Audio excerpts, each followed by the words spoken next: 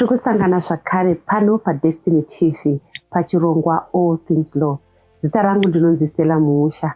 Tinoda kutendai nguva yamunotora kuona zvirongwa zvese zvatinounza pano paDestiny TV. Uye mibvunzo yenyu mizhinji yamunenge muinayo kana zviine chekuita nemutemo yeZimbabwe, tibatei panhamba dzepano paDestiny TV. Nyanzvi yedu pane zvemutemo, Advocate Muvhami vanokwanisa kutibatsira. Advocate makadii? Tofara makadii Maimusha. Nguva yanga yareba ka? Nguva yanga yareba zvishoma muri kupiko? Dzimwe nguva mbiri inombodzimba. Aiwa, vanototenda kana mapora. Aiwa, taachigwindiri ndosaka tadzoka. Totenda Mwari. Vamuvhami. Yes.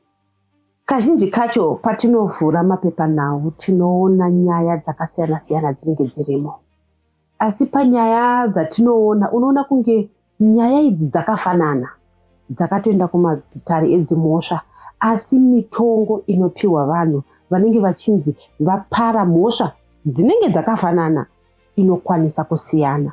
Nhasi unotoda kubata nyaya yemhosva yestatutory rape. Zvichida kutsanangura kuti kana uri kunzi wewe waita bonde nemwana mudiki asati asvitsa makore akatarwa nehurumende, unonzi iwewe unenge watyora mutemo. Hazvinei kuti wakatoti musikana ndokuda, iye akabvumawo, dzimwe nguva makutoenda makuda kutorogara mese, asi pakamhangarwa kuti iwewe uri munhu muhombe, asi uri kunzi iwewe uri kurara nemwana asati asvitsa 18 years, pakati pe13 ne18 years, unenge watyora mutemo. Tichiverenga mapepanhau unokwanisa kunzwa kuti kwamutare kunge nyaya iripo iye zvino izvi yemurume wekuodzi. Baba vemwanasikana, mwanasikana akashona yaiti kutizira kare, kunyange nanhasi anzi atizira akugara nemurume warigara naye, asi mwana uyu akanga aine 14 years. Baba vakaenda kunomhan'ara, murume yeye akasungwa, achibva apiwa mutongo unoita iwo 18 months dzakanzi agare muturongo, asi vanzi 6 dzitadzibvisa wakuzopika iwewe 12 years. Poita zvakare imwe nyaya yemurume akabatwa nemhosva iyoyo asi akapiwa makore 10. Pane zvakare nyaya yatakaverenga yemurume wekunzi akanga achida kubata chibharo hama yake ine 15 years, asi iye akapiwa makore anokwana iwo kuita 14 years. Zvinombofambiswa sei kumadzitare edzimhosva kuti mitongo iyi inosiyaniswa? Alright, maita basa Maimusha, muri kureiza nyaya yakakosha zvikuru inove vanhu vazhinji vane mubvunzo pamusoro pazvo. So mukutaura kwamaita sekunga kuti munhu akasungwa ndobva apiwa mutongo, asi pane imwe process inoitika pakati apa isingataurwe nevanhu. Saka zvinoita kunge zvingori nyore kuti mapurisa asunga munhu ndobva atonopiwa mutongo, achingosvika kukoti dare baratomuti 14 years or 13 years. Kwete, dare basa raro nderekutonga mhosva.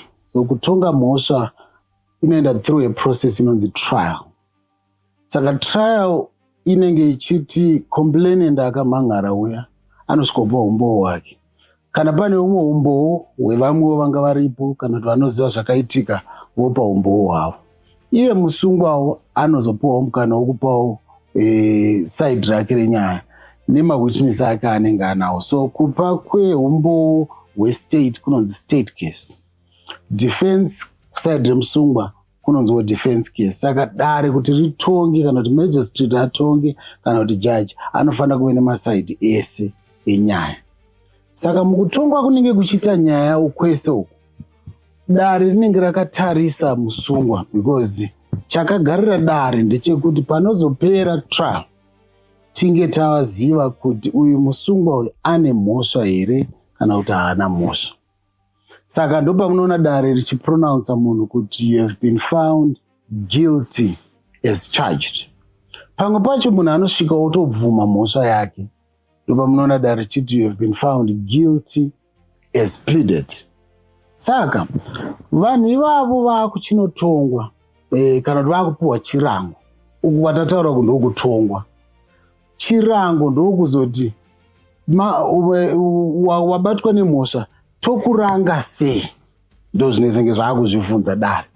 Saka pane inonzi sentencing judgment inotozopiwa nedare. Masentences anosiyana siyana. Kune inonzi fined, yandika fine kana kuti fined. Koya inonzi community service. Koya inonzi imprisonment. Imprisonment ine urebu hwakasiyana siyana, kuti mumwe apiwa 2 years, mumwe apiwa 3 years, mumwe apiwa 5 years.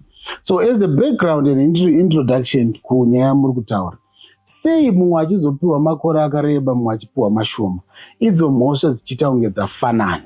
Chinosiyana ndechekuti dare risati rapa chirango rine zvarinoconsider, anonzi maconsiderations.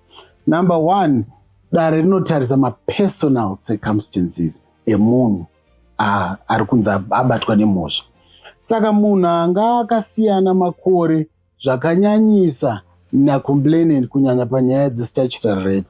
Mwana ane 15 years, munhu ari kunzi abata chibharo ane 55 years. Zvinosiyana neuyu mwanasikana ane 15 years nemukomana ane 19 years. Saka izvozvo zvega zvatodistinguisha mhosva idzi dziri mbiri. Uyo auya pekutanga asvika akabvuma mhosva yake, haana kupambadza nguva yedare. Saka chirango chake dare kana raakuzviongorora rinogona kuda kumurerutsira chirango chake.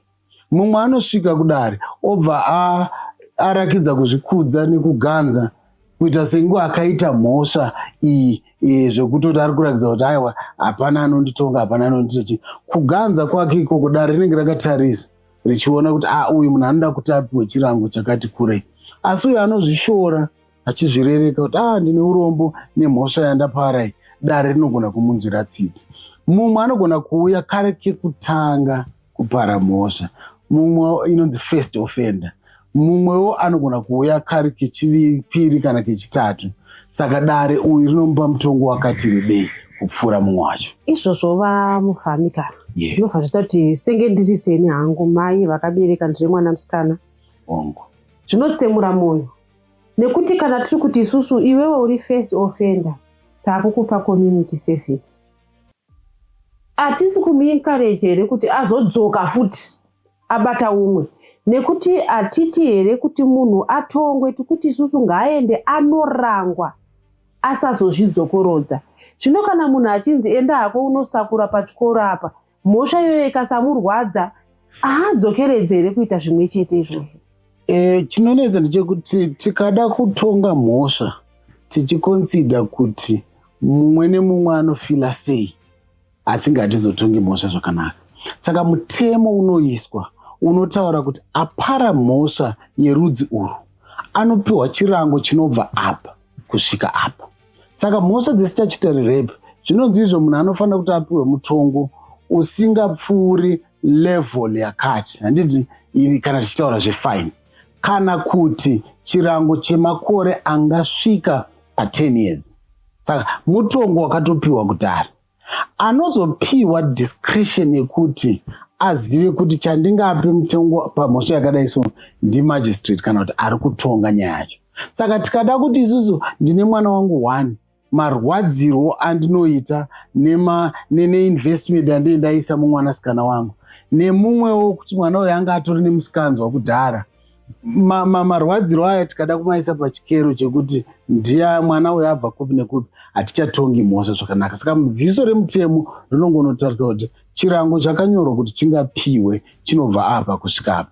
Magistrate uye paari kupa chirango ichocho anotarisawo dzimwe nyaya dzakamboitika kumashure woita kuti pave nestandard yemutongo yacho. Saka ndataura ndikati unogona kubva pafine kusvika pa10 years pamhosva yatirikutaura nezvayo.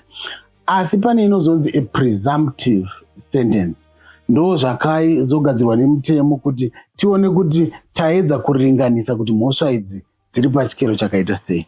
Saka zvimwe zvese izvo hazvizotaurwi kana vanhu vaakuripota nyaya, asi ukanotarisa record racho magistrate anotopiwa duty rekuti anyore pasi kuti chaita kuti ndizo arriva at this particular sentence zvii zvandaconsider. Tiri panyaya iyoyo pane nyaya iri kutenderera iko zvino izvi kuFacebook. Ndichachinja zvangu mazita akanyorwa ari panyaya iyoyo. Mai ava vari kutaura kuti ini ndinonzi Mai Tariro, ndinogara muHarare. Nyaya yangu yakamira sekudai. Mwanasikana wangu anonzi Tariro ane makore 14, gore rakapera 2025, akabatwa chibharo nemurume anonzi Kuziva Kwashe ane makore 36. Nyaya iyi yakaenda kukoti gore rakapera. Murume uyu akapiwa mutongo we-community service chete. Reason yakapiwa iri yekuti he is a first offender. Anonyora zvakare mudzimai uyu achiti mudzimai uyu akatombouya achida kundipa mari achiti nyaya iyi isamhangarwe, asi ini ndaida kumira nemwana wangu ndikaramba mari nekuti ndaida kuti murume uyu aripire kukanganisa upenyu hwemwana wangu kwaakaita. Asi iye zvino izvi mudzimai wake anotondiseka achindisvotesa kuti makaramba mari, iye zvino izvi murume wangu ari kuita community service. Saka panyaya iyi mai ava vanyora chinhu 1 chavatizvo akapiwa community service dare chipa chikonzero chekuti is a first offender. Asi dare tikanotarisa record racho handicho chega chikonzero chakapiwa. Zvikonzero zvinenge zvakawanda zvakataurwa namagistrate.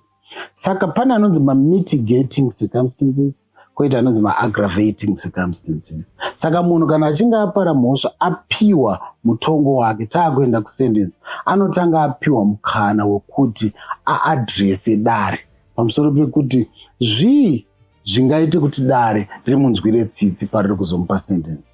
Zvaakataura murume uyu hatizvizivi, zvinokwanisa kuti zvanga zvatiinfoma kuti tita dare rakagona here kana kuti dare harina kugona. State yakapiwawo mukana zvakare kuisawo aggravation yayo. Saka zvinhu zvakaita sekuti munhu uyu azadza mwana chirwere zvinhu zviri aggravating izvi. Kuti munhu uyu ane age difference yakakura sei nemwana uyu zviri aggravating izvozvozvo. Kuti pakashandiswa force here pakuitwa kwezvakaitwa violence zvinhu zvinoremesa nyaya. Uyo murume uyu kana achiti takawirirana, remember kuti statutory rape pane kuwirirana kunenge kwaitika, pane consent. Zvasiyana neordinary rape yekuti hapana consent. Saka vanhu hatingati edu vanga vachinakidzana, maybe it will be too strong a word, asi kuti vanhu vakaita zvinhu zvavabvumirana. Asi naiva Muvhami, handipo here paipai patiri kudzokera takaudzwa isusu kunzi mwana mudiki ari pakati pemakore ayo 18 ne18 years, kunyange mukati tanga tawirirana, isu tikutarisa kuti iwewe ndiwe munhu muhombe une pfungwa dzamachurwa, uyu mwana achiri mwana, saka haakwanise kubvuma kuti muite bonde, zvichireva kuti watyora mutemo. Yes, mhosva iyi tiri kuisiyanisa neordinary rape ndechekuti pamwe pacho kuordinary rape munhu haana kutobvumirana nazvo, paita kumumanikidza, paita kumumbonyikidza. Kumwe kwachoko munhu abvuma asi makore ake ndo asina kusvika. Saka mutemo I think uchigadzirwa wakati uyu ngatisasambei chirango chakafanana nechekuti aita zvekumbonyikidza. Pane kubvumirana kwaitwa, asi iwowe semunhu mukuru ndiwo wanga uchifanira kuti uzvidzore usaite izvi. Saka mwana ari below 12 uyo anonzi ari incapable of giving consent. Saka haungauye uchipa defense yekuti akange abvumirana nazvo, asi kune iye akanga abvumirana nazvo. That's why mazita acho emhosva idzi kana tatopinda mukoti dzinotosiyana. Imwe iri kusection 65 yerape chaiyo, imwe yacho iri kusection 70 inonzi having sexual intercourse with a young person. Saka nyaya yekubvumirana kwamboitwa iyi ndo iri kuzonoita kuti kumutongo uku kuitonge kwareruka mbichana. Tikatarisa ipapo Muvhami tinonzwa nyaya dzakawanda dzekuti mwana wacho anonosvikomira mukoti oti takabvumirana nemukomana wangu ndomuda, potozobuda futi mashoko ekuti mwana uyu pane hama dzimwe nguva dzemurume dzaiuya dzichimunyengetedza, vachimupa zvinhu, vachimuti kana ukanosvika kukoti iwewe usaomesere mukomana wako uyu.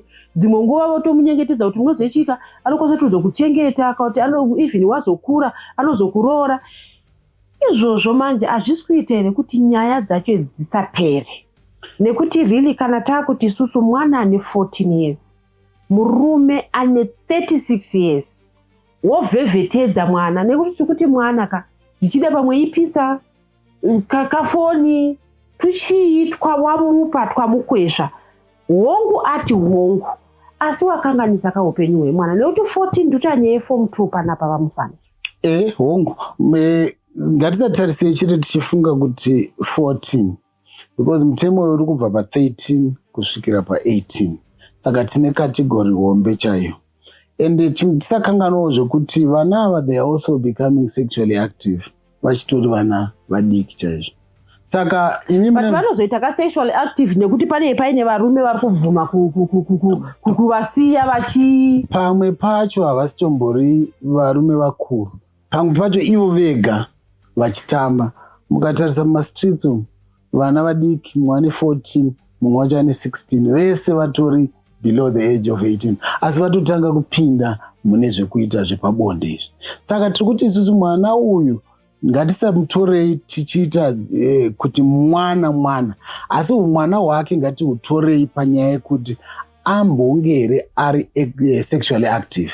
Saka vamwe wacho as far as early as 9 years vanenge vakutotanga kuenda kunoti kumatouchline kunotaurwa kwega.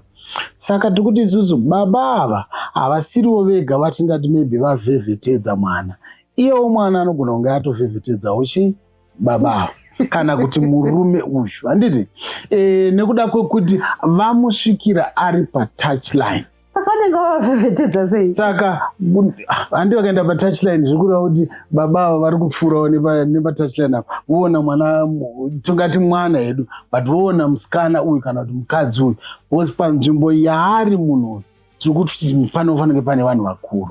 Saka ngatisazvifunge in the sense yekuti pizza kana kuti zvakati kana kuti zvakati. Dzimwe nguva vanhu ava vanenge vatobvumirana, because chatoda kuzoita ndechekuti mune zvese zvavaitirana izvi pane kubvumirana kwazoitika panguva yavanenge vakuita bonde. Saka imi mataura zvekuti kuna vanhu vanozoya vakunyengetedza kuti zvakati, iye musikana uyu according to ye ari kutoti munhu uyu murume wangu kana kuti mukomana wangu, musamusunge, musamuita anything. Saka kana asvika kukoti achitaura mashoko akadaro, hachisi chokwadi kuti dare rinobva rati taakukusiya because musikana uyu atizvo kwete, mhosva yako unongoipikira. Asi pakuzopa chirango pamwe dare ndo parinozoti vanhu avanga vachidanana, pamwe ane 17 nemumwe ane 21, pamwe atoita nhumbu. Saka tikada kuti tiite uyu mujeri wekuti tipe 10 years, zvakutovhiringidza uyu, pamwe achazokura hake ubva asvikawo chipa 18, uyu chirango chake maybe checommunity service, vanhu ava maybe votozoroorana, vogona kutozotanga imba yavo zvakanaka. Munyaya iyo yandabva kuverenga itotaa nyaya ye14 ne36 years, makore aya haana kuwandisa here, nekuti pa36 years tichotasa kuti iwewe pamwe utoriwo nemwana, pamwe ane 14 years.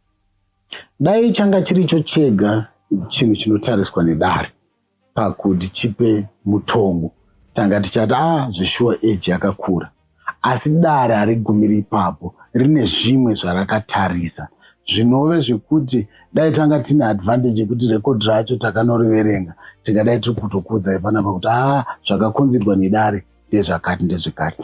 But patiri kutaura izvi hatisi kukanganwa kuti mamagistrate vanotonga nyaya idzi vanhuwo, handitika vanhu vanobvawo kumakommunities atinogara, vanhu vanorwadziwawo, vanhu vanoitawo zvese. Saka vamwe vanhu vanozokurumbidza kuti maybe pane mari yafamba, pane kutemwa. Hatingazvirambiri nekuti corruption irimo, hapana asingazvizivi mumatareds mhosva nekunenge kuchitambwa nyaya. Saka 1 panogona kunge pakaita corruption. Number 2, kana changa chiricho chikonzero chete chakapiwa nedare kuti izvo anonzi first offender, which I don't think kuti ndizvozvo, pane zvimwe zvekare zvakakonzerwa nedare tichizosvika pamutongo wakapiwa. Ngatimboongororai vamufami, nakambenge muri mutongi, zvinhu zvamuri kutaura zvimwe zvinokonsidwa ndezvipi? Alright, zvinokonsidwa tataura kuti apart from kuti munhu is a first offender, pane chinhu chinokonzerwa kuti izi ashowa remorse here kana kuti kwete. Munhu uyu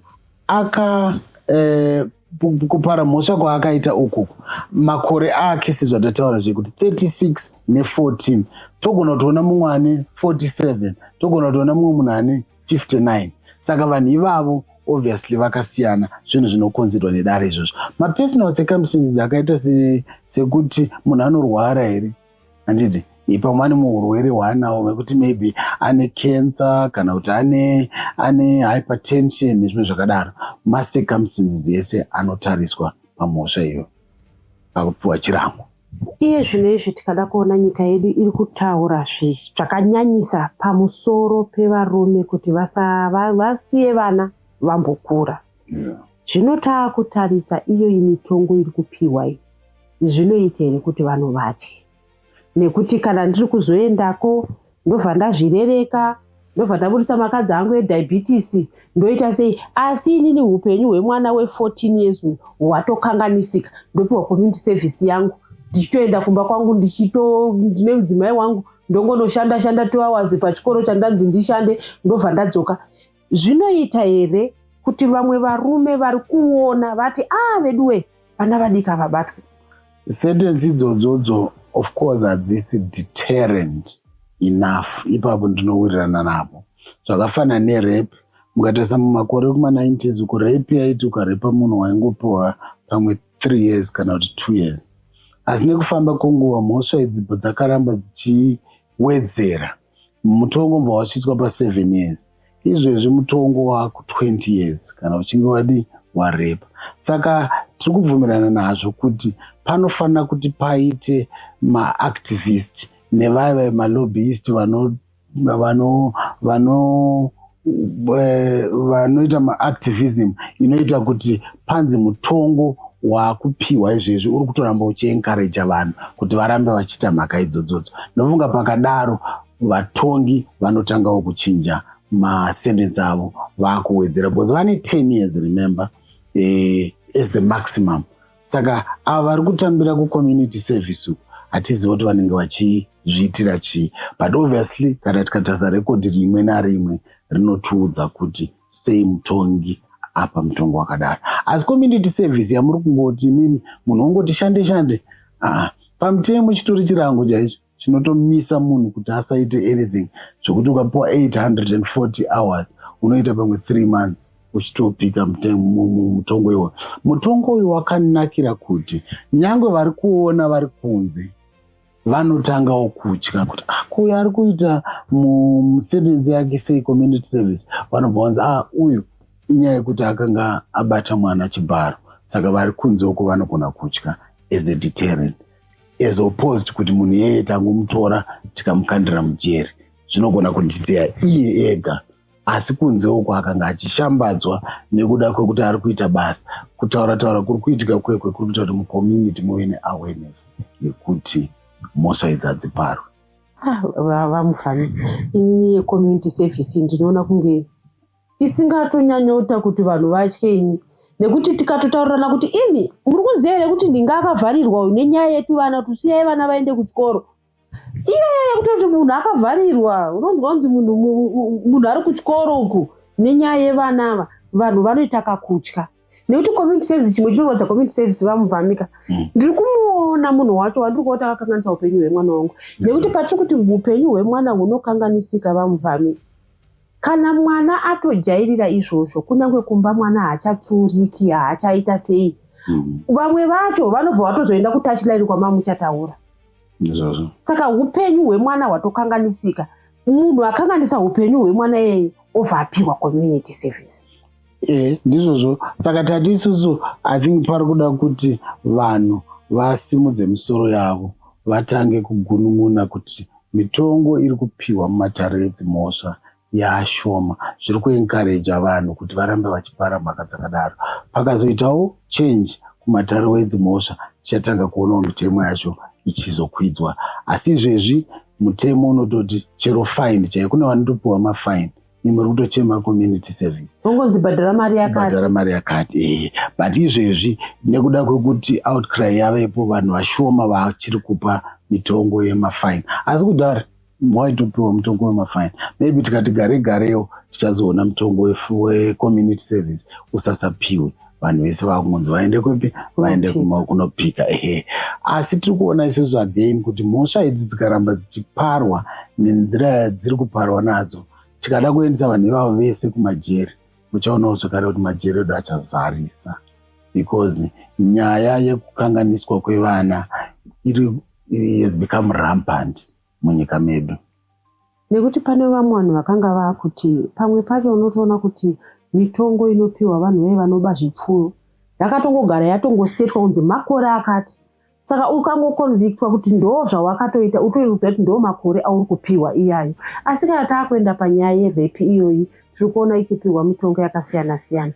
Ko vamuvhami, ndinokwanisa here kuti munhu atopiwa community service yake ini ndichiri kugunun'una, ndingatore matanho api ekuti ndiratidze kuti ndiri kugunun'una uye ndingabatsirike sei?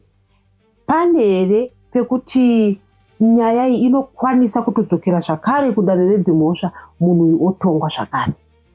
Pane inonzi appeal procedure inoti munhu wese anenge agunun'una matongerwo aita nyaya yake anokwanisa kukwidza nyaya kudare repamusoro.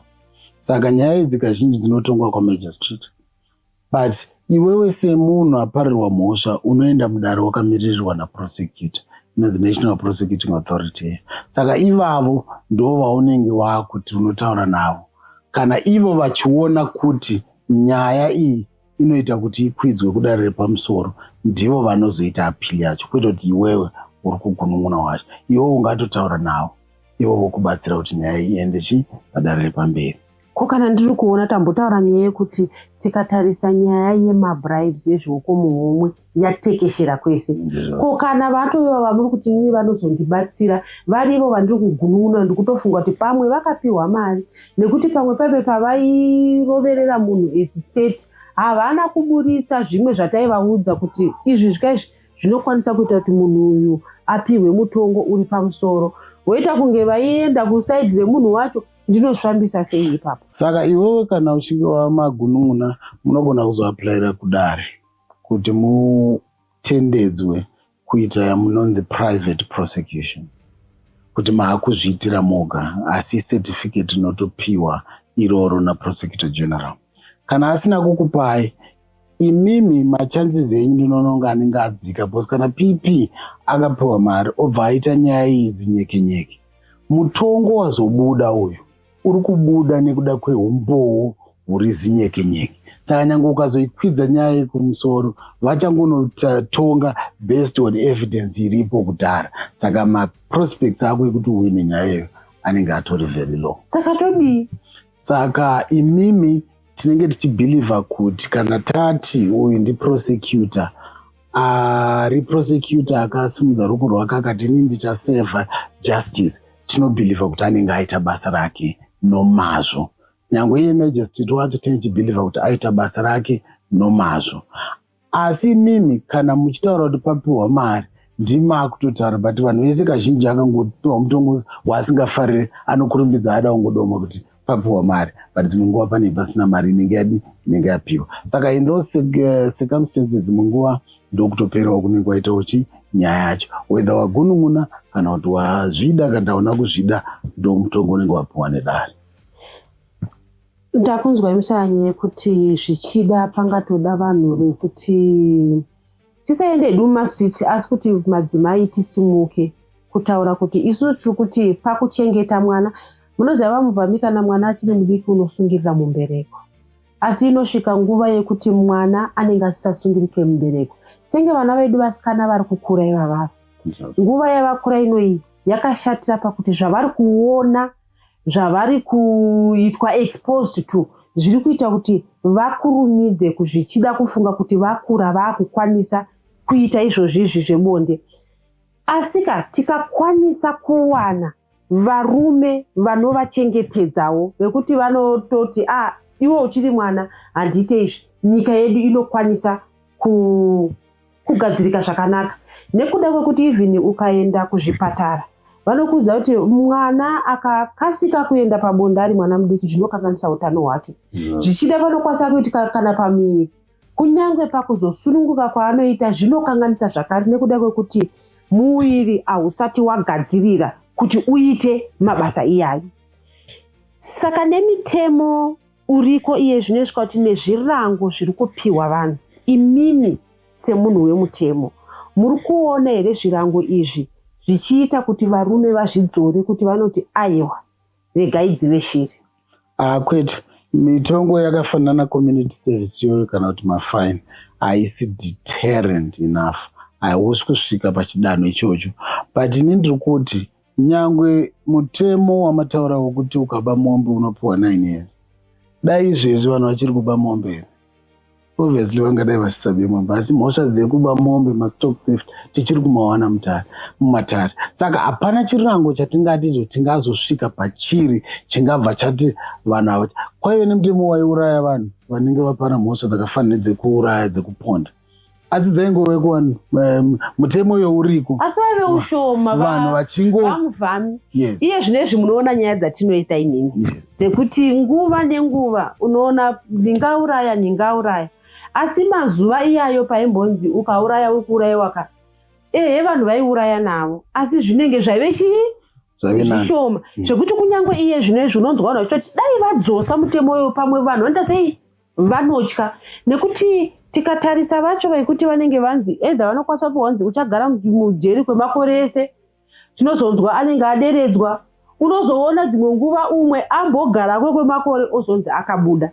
Saka mutemo munhu akanyatsoziva kuti bedway ndakamirirwa nine jeri re10 years ndikabata kamwanako, I think varume vanotofamba vachibvunza zvitupa ini. Jeri racho riripo, handizvo ndataura, pastatutory rape is 10 years. Asi kavazhinji vacho hatisi kuona vari kupiwa 10 years vamuvhami.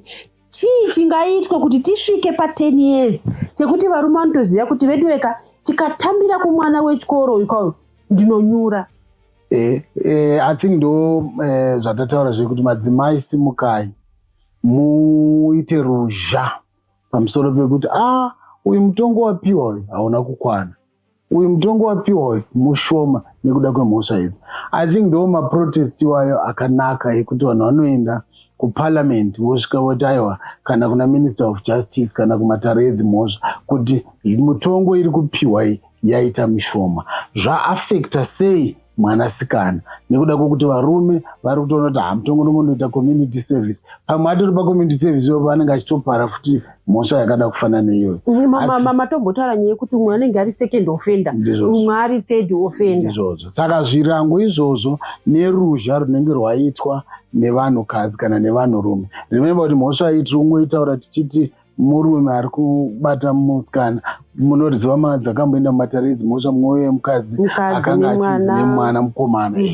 Saka zvinoita kuti vanhu ivavo kana kuti vatongi vanzwawo that outcry iyoyo. I think zvirango zvacho zvinorambawo zvichiwedzera. Taakukombera chirongwa chii chamuda kutaura kune varume, nekuti tiri kuona kuti hatizivi kuti vanenge vachiti rega vabate catch them young here. Chii chamungade kuvakurudzira kuti vasanyanye kuenda kune vana ava? Tsuma yamambotaurei kuti regai dzive shiri, mazai haana mutu. Varume dai vazvidzora vazvibata panyaya yekuti vasiyane nevana, kunyanya kana vana bosi. Chinoendera kuti vaende kuvana ava ndechekuti vama-easy targets, sezvamambotaura chekuti vanogona kuvapa kaswiti nekudai kwokudai. So ndiri kuti kuvarume vese ijeri ramakatarisana naro. Maybe hatichati jeri, taakutaura zvecommunity service since mambotaura nyaya yekuti zvakawanda wacho vari kupiwa community service, but tinavo vari kupiwa ma16 years, ma14 years, ma10 years. Saka varume siyanai nevana vadiki. Kana usiri sure, kutotanga wabvunza birth certificate kuti unyatsove sure kuti munhu uyu ari above 18. Ndakambonzwawo vamwe vachitaura kuti asi titobvunza zvitupa nenyaya yekuti vana vacho vamwe vacho ukamuona achifamba haungambofunga kuti mwana mudiki. Kwatu, in fact, it's a defense pamhosva yestatutory rape. Unogona kutotaura kuti inini maonero andakaita mwana uyu structure yake yaita sekunge ari above 18. Unogona kutowana defense yakadaro. Asiwo kana mwana anga akapfeka school uniform, mwana uyu anga ari nestature diki, zvinotokuratidza kuti mwana uyu mudiki. Saka varume ngatisiyanei nekubata vana vadiki zvibharo, toenda kune vanhu vakuru nokuti tinenge tauraya future yevana. Toenda kune vanhu kunodana nevanhu vakuru. Vanhu vakuru variko vekuti unokwanisa kutotanga imba nemunhu yeye. Ngatisiyanei nevana vadiki. Ndiri kuseka nekuti patingatiregere kubata zvibharo vana vadiki toenda kuvanhu vakuru. It's vanhu vakuru ndovanobata vanhu vakuru zvibharo. Nhasi uno muchirongwa tanga tichitaura nyaya iri kuramba ichiwanda munyika medu kuti unoona munhu muhombe achienda kunoita bonde nemwana mudiki. Pamwe pacho tikanzwisisa kuti pakuuraya kwatiri kuita vana hakuzi kungoti tiri kuti ifuture yake chete, asi hutano chaihwo hwevana nekuda kwekuti muviri wavo unenge usati wasimba kuti uite mabasa iyayo. Vana baba, vana amai, ngatinzwisisei kuti mwana weumwe mwana wako. Shona inoti regai dzive shiri nokuda kwekuti mazai haana muto. Heye zvinezvi tingangoaise hedu roiko, asi ngatimirirei vana ava vakure, vadzidze, vaumbere mangwana ravo, nekuti kunyangwe michato ikaitwa nemunhu anenge aine pfungwa dzamachuwa, muchato iwowo unogara. Zita rangu ndinonzi Stella Musha. Ngatisanganei zvakare muzvirongwa zvakasiyana siyana zvatinokunzirai pano paDestiny TV. Uye musakanganwe kuita subscribe. Uye chida kutora kana uno kutenda vose vakasubscribe nevese vanoona zvirongwa zvatinokunzirai panapa, neavo vanotora mukana wekuenda comment section muchitaura nesu. Mute like and share zvakare nyaya dzatinokunzirai pano. Kudzama tisangana zvakare muzvirongwa zvakasiyana siyana. Ndinonzi Stella Musha.